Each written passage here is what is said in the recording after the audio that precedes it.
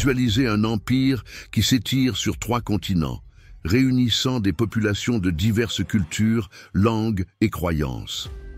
À son summum, l'empire perse achéménide était une puissance invincible, dirigée par des souverains respectés comme des rois des rois. Cependant, à mesure que ce titan prenait de l'ampleur, il attirait des adversaires redoutables, et l'une de ces menaces émanait d'un pays apparemment sans importance à l'ouest, la Grèce. De Cyrus le Grand, le visionnaire fondateur de la dynastie achéménide, à la fin de la grandeur perse, face à l'assaut d'Alexandre le Grand, cette histoire retrace une saga de conquêtes épiques, de dirigeants hors du commun et de royaumes qui ont prospéré et décliné. En 480 avant JC, l'une des plus importantes menaces que la Grèce ait jamais rencontrées est survenue à l'Est. Il ne s'agissait pas d'un simple conflit entre les cités-États grecs ou les royaumes voisins, mais d'une invasion orchestrée par l'immense empire perse, dirigé par le roi Xerxès. Les Perses, ayant déjà dominé une vaste partie du monde connu, considéraient la Grèce comme une limite encore à conquérir. L'invasion ne se limitait pas à un affrontement militaire. Elle constituait également un choc entre des cultures et des styles de vie profondément divergents. L'influence perse a été ressentie tant sur les mers que sur les terres de la Grèce. La grandeur de la flotte et des forces militaires déployées a laissé une forte impression, tant chez les Grecs que chez les étrangers. On considère que Xerxès dirigeait des centaines de milliers de troupes, une ampleur difficilement concevable pour les Grecs dont les cités peinaient à réunir quelques dizaines de milliers de combattants. L'ampleur de la menace perse ne se limitait pas à l'aspect physique, mais avait également des répercussions psychologiques, engendrant crainte et incertitude au sein des cités grecques. Ce différend trouve ses racines dans des décennies antérieures, lors de la révolte des Grecs de l'Ionie, alors sous contrôle perse. Malgré la répression de la révolte, les rancunes subsistaient et les Grecs du continent étaient conscients que la riposte perse serait dévastatrice. Le conflit imminent ne se réduisait pas uniquement à une bataille pour la survie des cités grecques, mais représentait aussi un choc entre l'indépendance des cités et l'autorité tyrannique du roi des rois. Avec le temps, le lien entre la Grèce et la Perse s'est transformé en quelque chose de plus qu'un simple affrontement militaire.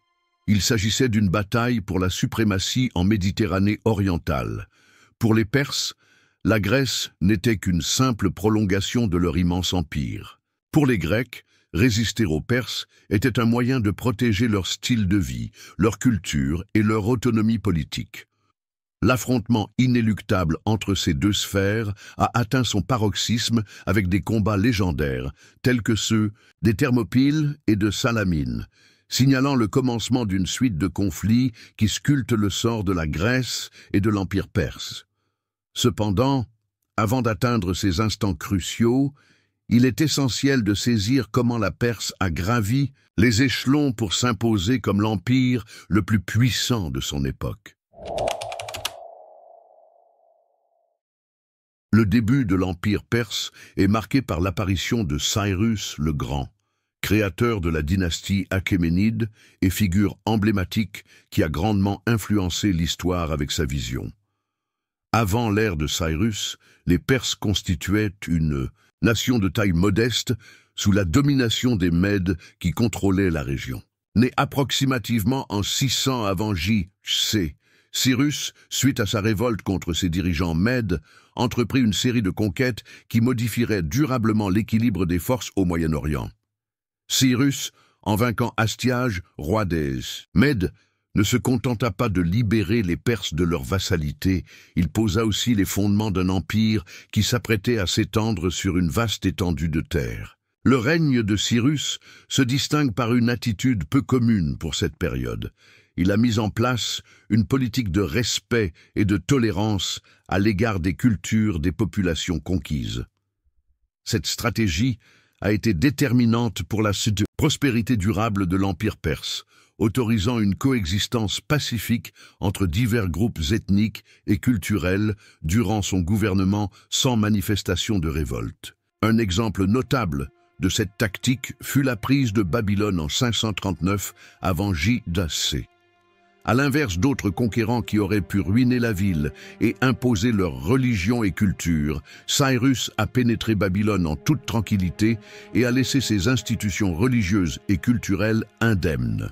Il a aussi libéré les Juifs exilés par les Babyloniens, leur offrant l'opportunité de retourner à Jérusalem pour rebâtir leur temple, renforçant ainsi sa réputation en tant que dirigeant équitable et attentif. Cyrus a élargi l'Empire dans toutes les directions, ajoutant la Lydie à l'ouest et une portion de l'Asie centrale à l'est. Ces victoires n'étaient pas uniquement militaires, elles étaient également diplomatiques. Il était habile à négocier avec ses opposants et exploitait des partenariats stratégiques pour assurer la pérennité de son empire. La Perse est devenue la plus grande puissance du monde ancien grâce à sa capacité de conjuguer une forte présence militaire avec une diplomatie habile et un respect des cultures locales. Suite au décès de Cyrus en bataille en 530 avant J.C., son fils Cambyse II accéda au trône.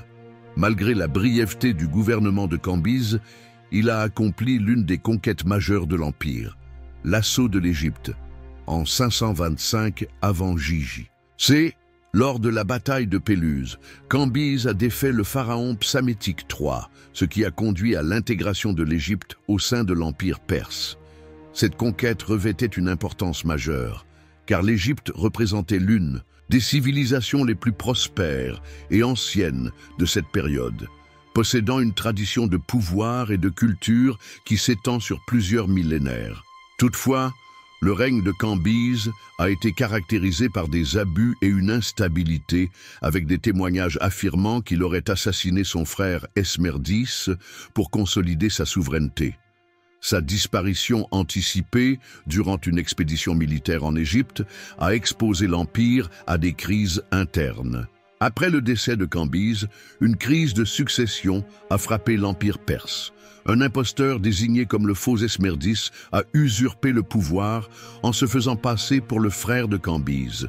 Cette phase d'instabilité risquait de troubler l'Empire, mais elle s'est résolue avec l'avènement de Darius Ier, un noble perse qui revendiquait une parenté lointaine avec Cyrus. Darius a rapidement consolidé son autorité en éliminant le prétendu Esmerdis et en rétablissant l'ordre au sein de l'Empire. Son règne, débuté en 522 à Savat J.C., a marqué l'histoire perse comme l'un des plus significatifs, aussi bien pour ses réformes internes que pour ses conquêtes à l'extérieur. Darius est généralement reconnu comme l'un des plus grands gestionnaires de l'Antiquité. Il a restructuré l'Empire en satrapies ou provinces, chacune dirigée par un satrape.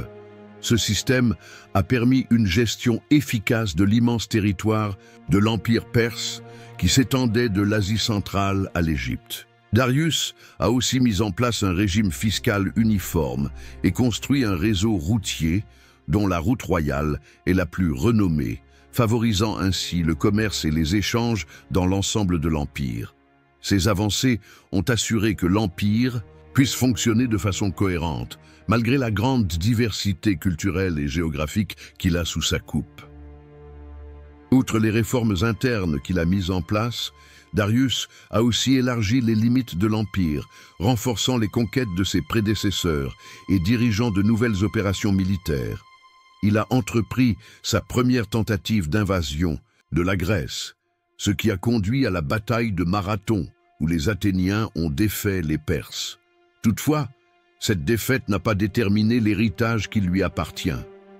Durant son règne, l'Empire perse a atteint l'apogée de sa puissance territoriale, économique et culturelle, devenant un modèle de gouvernance et de sophistication administrative.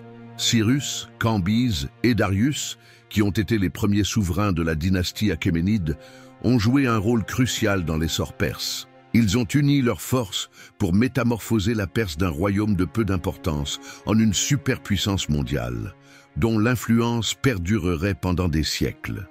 Même si l'Empire a fait face à de nombreux défis après Darius, les bases établis par ces monarques, ont assuré à la Perse de maintenir sa position dominante sur la scène internationale pendant une longue période.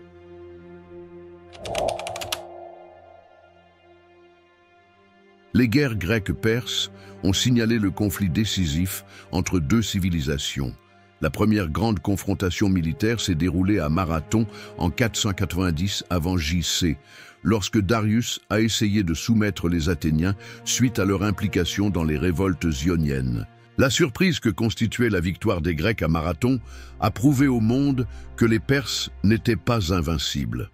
Cette triomphe s'est transformée en un emblème de résistance pour les Grecs et a marqué le début des hostilités à venir. Toutefois, la menace la plus sérieuse surgirait une décennie plus tard, sous le règne de Xerxès. Pour se venger de la défaite de Marathon et dominer définitivement la Grèce, le roi perse a constitué une armée colossale. En 480, avant J.C., Xerxès a traversé l'Hellespont et s'est dirigé vers la Grèce, entraînant avec lui une armée d'une envergure sans précédent. Sous le commandement du roi spartiate Léonidas, la résistance grecque a atteint son paroxysme lors de la bataille des Thermopyles. C'est là que 300 Spartiates, accompagnés de leurs alliés, ont courageusement fait face à l'armée perse.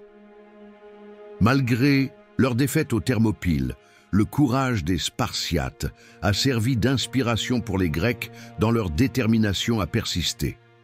Peu de temps après, les Athéniens ont infligé une défaite à la flotte perse lors de la bataille de Salamine, considérée comme l'un des plus grands désastres maritimes de l'histoire perse. L'aptitude maritime des Grecs, associée à la configuration géographique de la région, a inversé la tendance en faveur des cités-États, entamant gravement l'autorité perse en mer. Les conflits entre Grecs et Perses allaient au-delà de nabbes, simples escarmouches militaires. Ils symbolisaient la confrontation entre deux univers radicalement différents. D'une part, il y a l'Empire perse, qui est centralisé et étendu sous une direction autocratique. D'autre part, les cités-États grecs sont de petite taille, mais résolus à préserver leur autonomie et leurs principes de liberté.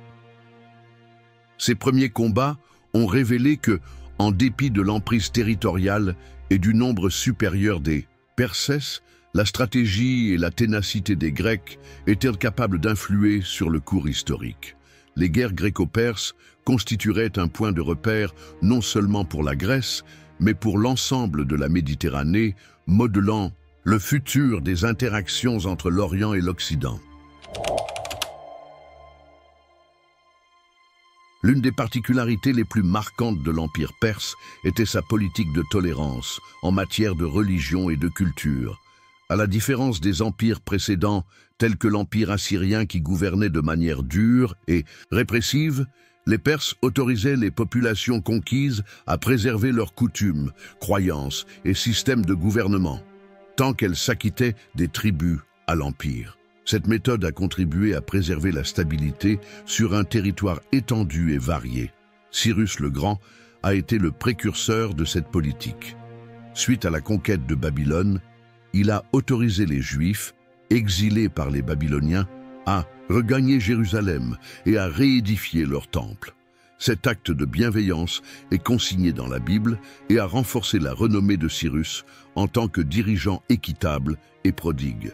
Il a saisi que le fait de respecter les cultures locales pourrait consolider son emprise sur l'Empire. Sous la conduite de Darius et Xerxès, cette politique de tolérance a persisté.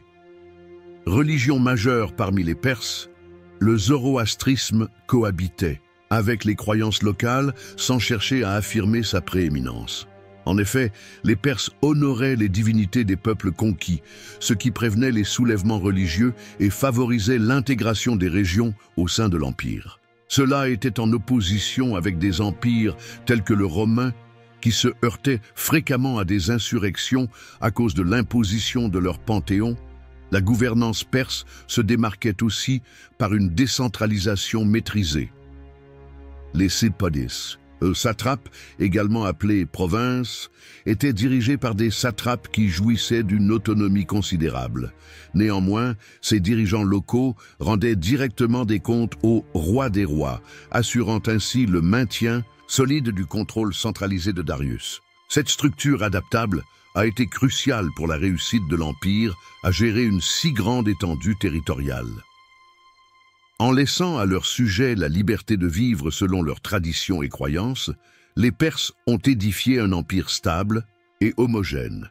Cette politique de tolérance a non seulement permis l'extension de l'Empire, mais a aussi garanti sa durabilité pendant près de 200 ans, jusqu'à l'apparition de défis tant internes qu'externes menaçant sa stabilité.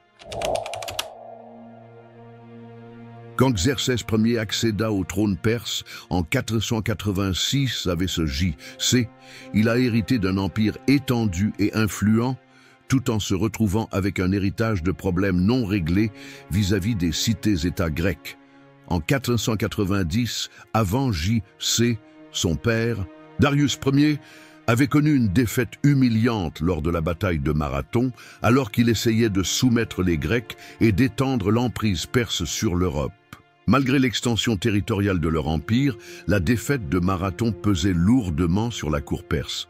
Xerxès, en tant que nouveau roi des rois, considérait comme une priorité de son règne la nécessité de venger les Grecs.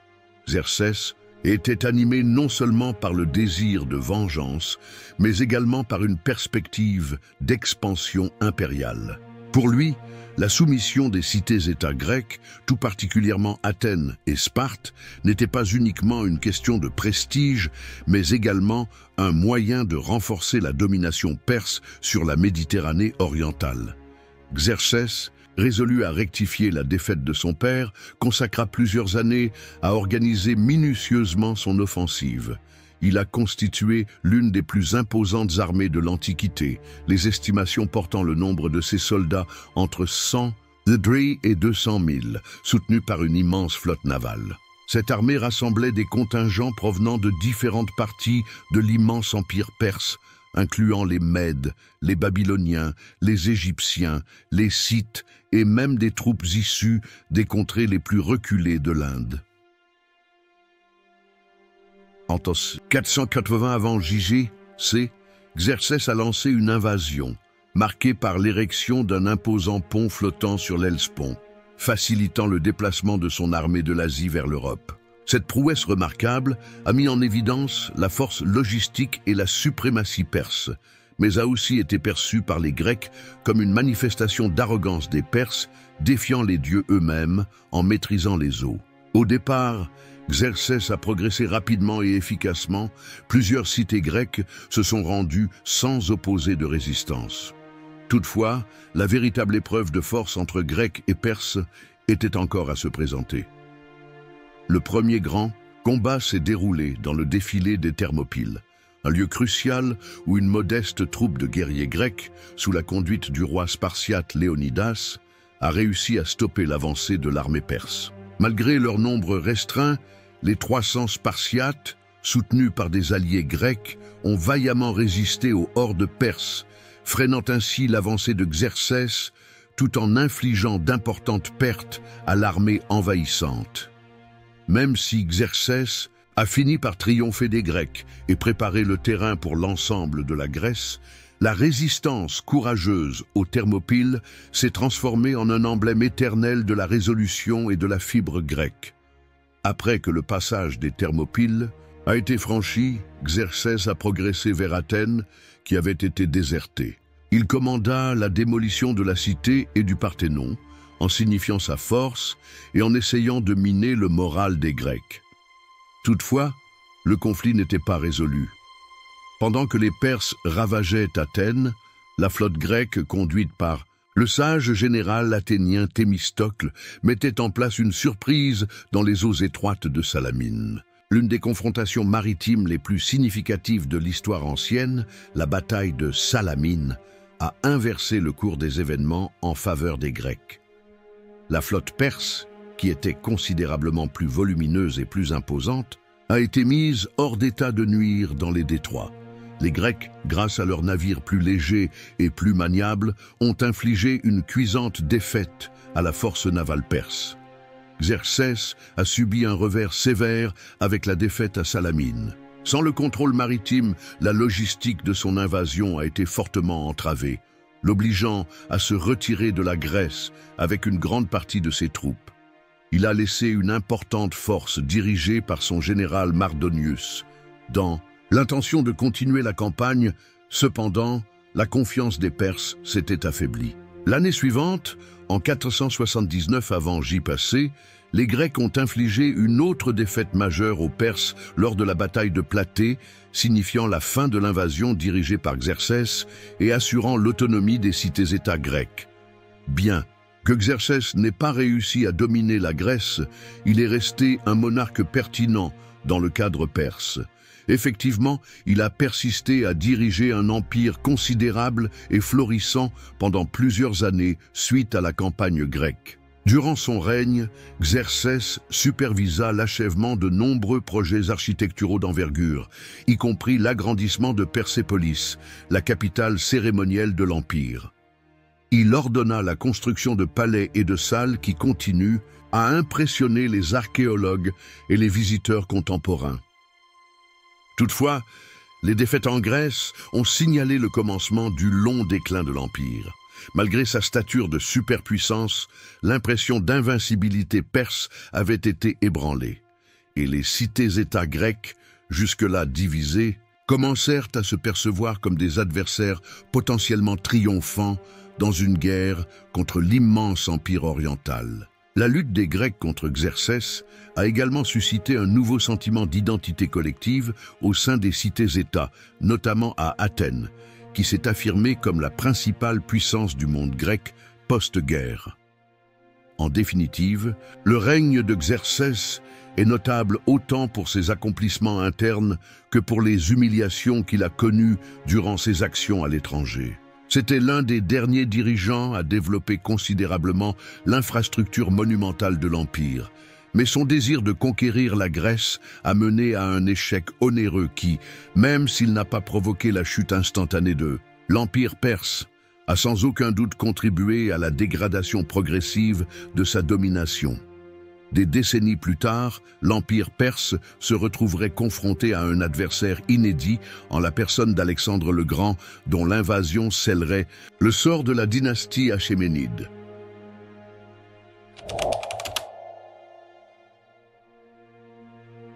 Durant les règnes de Cyrus, Cambyse et Darius, l'Empire perse a connu une expansion territoriale inégalée, devenant ainsi le plus vaste empire du monde antique.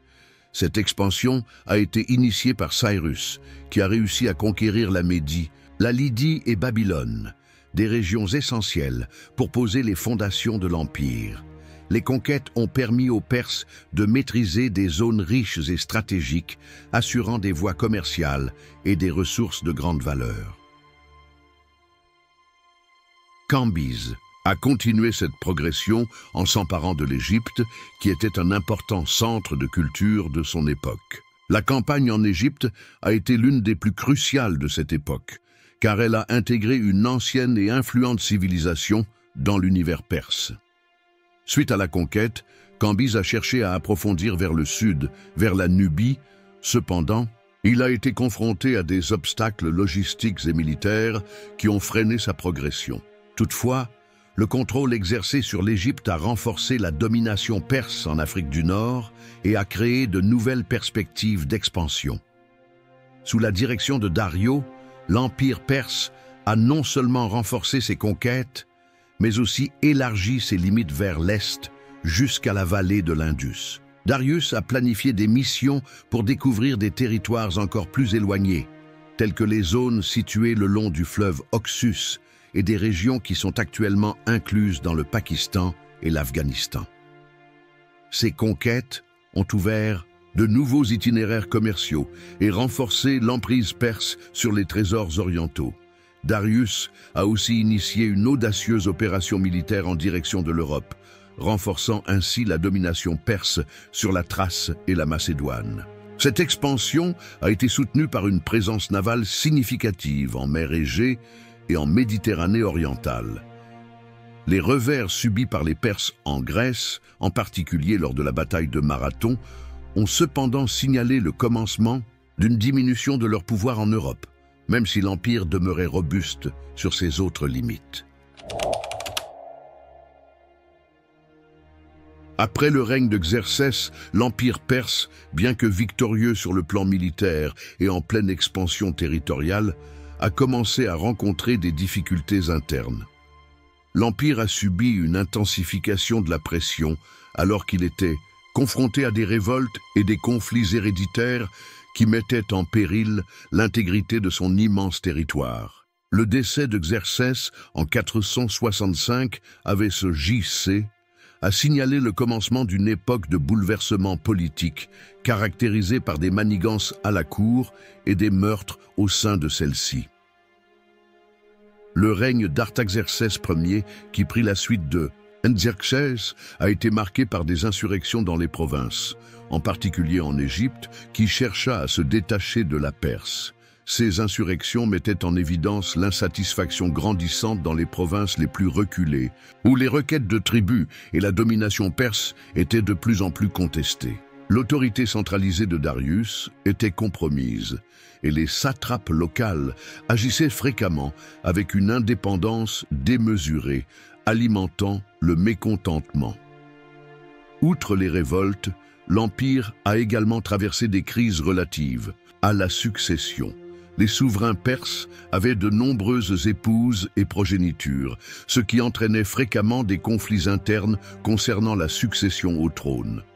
Ces conflits diminuaient la force du gouvernement central et engendraient des fractures au sein de l'aristocratie perse. Le conflit civil qui s'ensuivit après le décès de Darius II, opposant ses fils Artaxerxès II et Cyrus le Jeune, représente l'un des cas les plus sérieux de cette instabilité. La confrontation entre Artaxerxès II et Cyrus le Jeune a atteint son apogée lors de la bataille de Cunaxa en 401 avant JC, qui s'est soldée par la mort de Cyrus, mettant ainsi un terme à ses aspirations à conquérir le trône. Toutefois, le déploiement de mercenaires grecs lors de la campagne de Cyrus, tel que décrit dans l'illustre Anabase de Xénophon, a mis en lumière l'intervention grandissante des Grecs dans les affaires internes de la Perse. L'implication croissante des Perses dans les conflits grecs par le financement de diverses cités-États aggravait l'influence extérieure. En Patronésie, dépit des tentatives de certains monarques tels qu'Artaxerxès III pour établir la paix et récupérer les territoires perdus, l'Empire perse n'a jamais réussi à retrouver la stabilité qu'il avait durant ses premiers siècles. L'élément de vulnérabilité interne deviendrait un critère déterminant si une nouvelle menace émergeait de l'Ouest, Alexandre le Grand.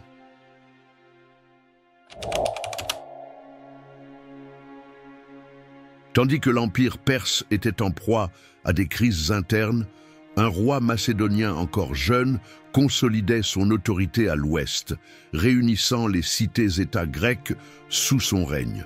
Alexandre le Grand, fils de Philippe II de Macédoine, percevait en la Perse une chance d'élargir son propre empire tout en se vengeant des invasions perses subies par la Grèce. Alexandre était non seulement un chef militaire de talent, mais également un tacticien politique capable d'exploiter les vulnérabilités perses. En 334, avant JMC, Alexandre a franchi l'Hellespont, accompagné de ses troupes, inaugurant l'une des offensives militaires les plus remarquables de l'histoire.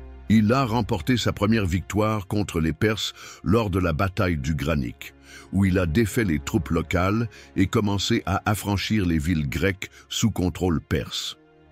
Alexandre a été reçu en héros libérateur et sa progression sur le sol perse s'est avérée rapide et sans relâche. La confrontation majeure entre Alexandre et l'Empire perse s'est déroulée en 333 avant JMC, lors de la bataille d'Issos, durant laquelle il a eu un duel direct avec le roi Darius III.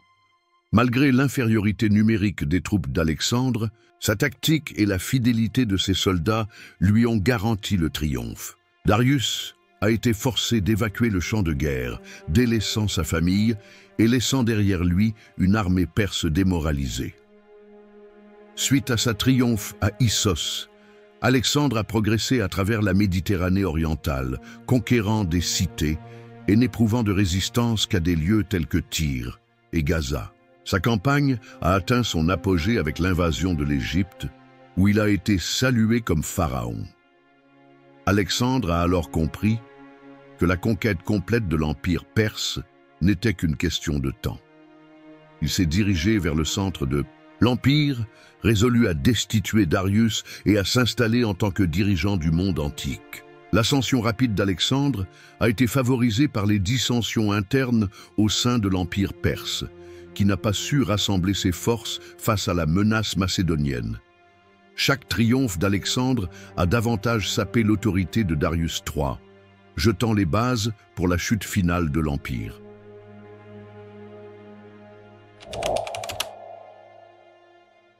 Darius III, 336-300 ans JC, le dernier monarque de la dynastie achéménide, a vu son règne ponctué par une suite d'incidents tragiques qui ont conduit à la chute de l'un des plus vastes empires de l'histoire.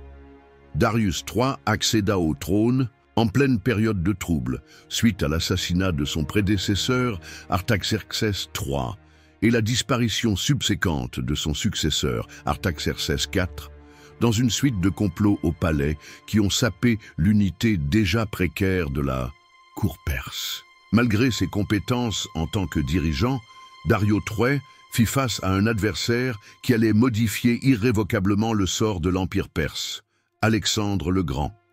L'avènement d'Alexandre sur le trône de Macédoine en 336 JC coïncida avec un déclin du pouvoir perse, résultant à la fois de troubles internes et de la dégradation de l'administration impériale. Avant même le début de l'invasion par Alexandre, l'Empire perse faisait déjà face à des crises de succession, à la corruption et à des problèmes dans les zones les plus reculées.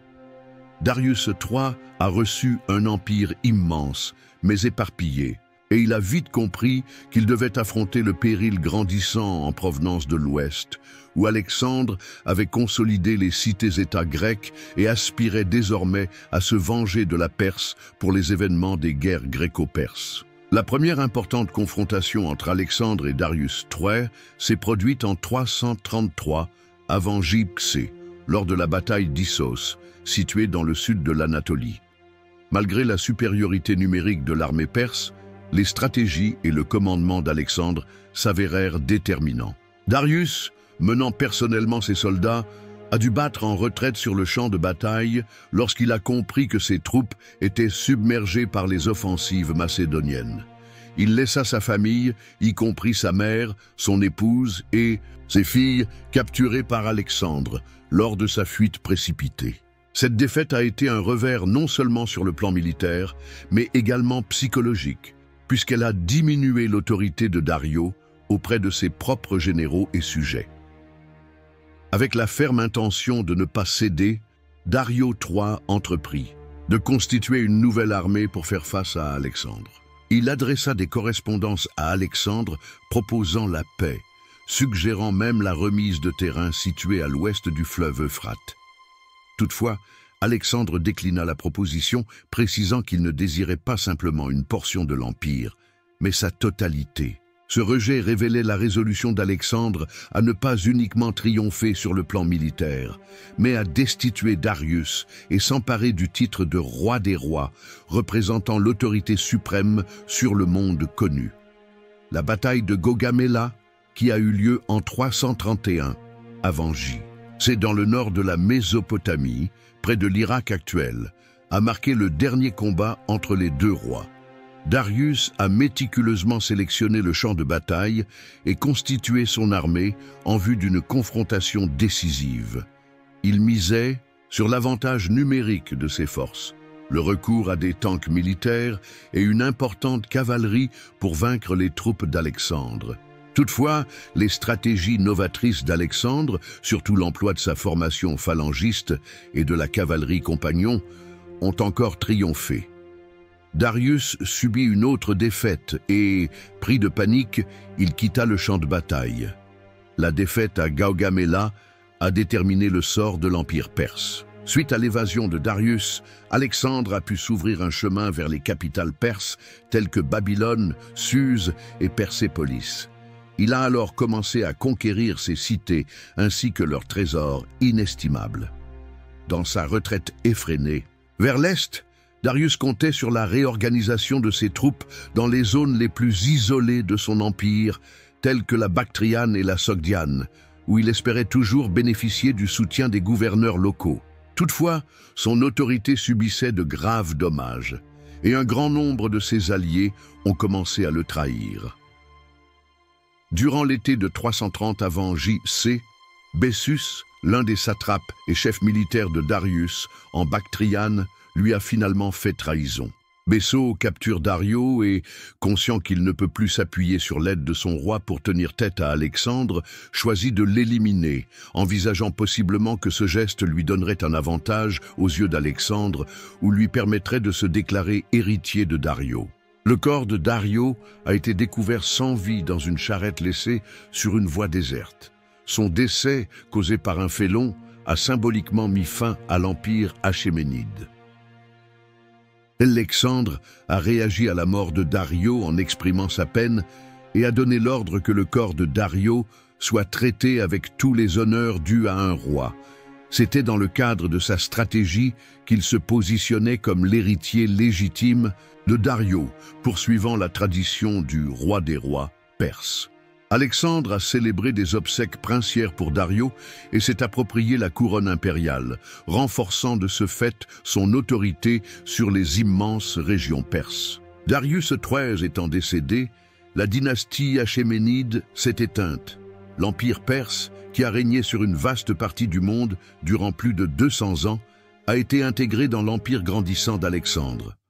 La défaite de Darius XIII et la dissolution de l'empire achéménide ne sont pas uniquement dues à une succession de revers militaires, mais également à un affaiblissement progressif de la cohésion et du gouvernement perse.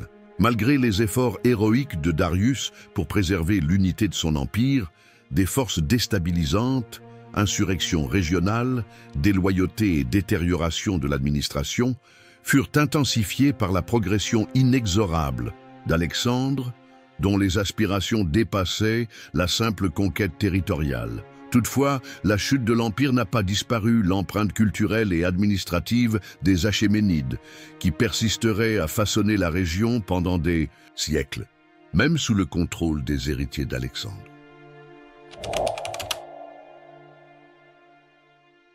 Malgré la chute de l'Empire achéménide, son héritage a persisté à travers les siècles. Les empires qui ont suivi les Perses, y compris l'empire d'Alexandre et plus tard l'empire romain, ont adopté le système de gestion centralisée et la subdivision territoriale en satrapies. Le concept de diriger d'immenses territoires, peuplés de diverses communautés dans le cadre d'un système structuré de provinces, a influencé plusieurs générations de gouvernants et d'administrateurs. Le système de communication perse, basé sur l'établissement de la route royale et le recours à des coureurs pour relier les contrées les plus reculées de l'Empire, a aussi eu un impact sur les empires ultérieurs. La compétence logistique des Perses a facilité le maintien de leur domination sur une vaste étendue de terre. Cette avancée s'avérant essentielle pour la gestion des grands empires de l'Antiquité. Outre ces innovations en matière d'administration, l'Empire perse a été à l'avant-garde dans sa façon de traiter la diversité culturelle et religieuse. Sous le règne de Cyrus et Darius, la politique de tolérance religieuse a autorisé les Perses à administrer une diversité de cultures sans imposer leur foi. Cette stratégie a favorisé la stabilité interne et a transformé l'Empire en un modèle de gouvernance inclusive. Sur le plan culturel, l'Empire perse a constitué un carrefour où se mêlaient les influences orientales et occidentales. Ces structures grandioses, à l'instar des palais de Persépolis, ainsi que son art sophistiqué, ont servi d'inspiration aux générations futures. Le zoroastrisme, qui était la religion dominante au sein de l'Empire, a aussi laissé une empreinte durable en influençant d'autres cultes monothéistes tels que le judaïsme, le christianisme et l'islam. Même après l'expansion d'Alexandre, l'héritage perse a perduré, particulièrement à l'Est, où des dynasties telles que les Parthes et les Sassanides ont adopté et modifié un grand nombre de coutumes perses. Bien que l'empire achéménide ait pris fin, son empreinte a profondément influencé l'évolution de la civilisation dans l'Antiquité et a laissé un impact durable dans le cours de l'histoire humaine.